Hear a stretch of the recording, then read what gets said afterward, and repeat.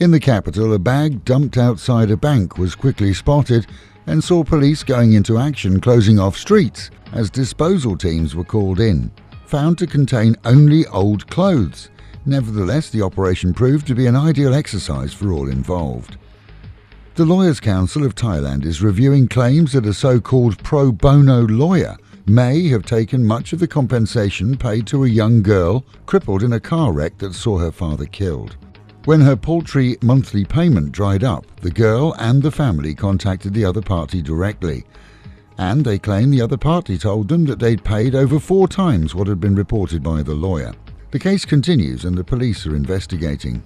Police and army in a joint raid near the capital nabbed several high-profile drug dealers along with nearly 2 million pills and 100 pounds of crystal methamphetamine.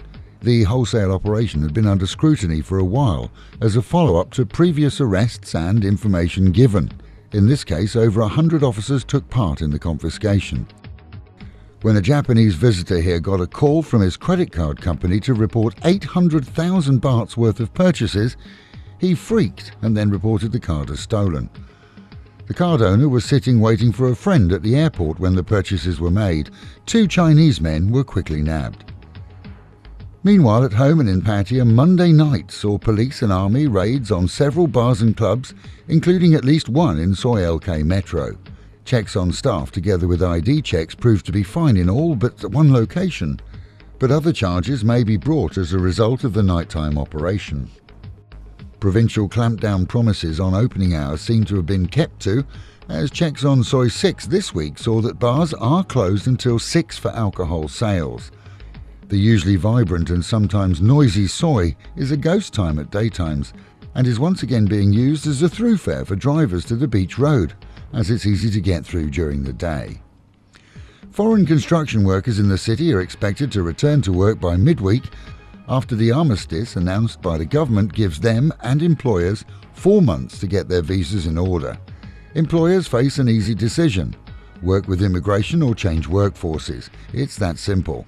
On many sites, staff are already being offered help to become legal again in cases where they'd forgotten to renew outdated visas.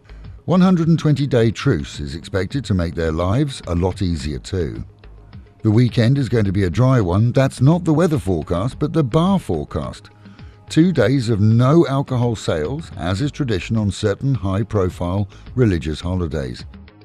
Weekend warriors will be busy drinking tea, but the city still expects to be busy, as many come here not for the booze but bargains and fun. The Met Office promises a wet July, and that's starting already in much of the country. Our weather forecast is 31 degrees with the real feel of 40 until the showers begin. And that is the local and national news from Fabulous 103 FM, keeping you in touch with Thailand and of course Pattaya, the city of fun.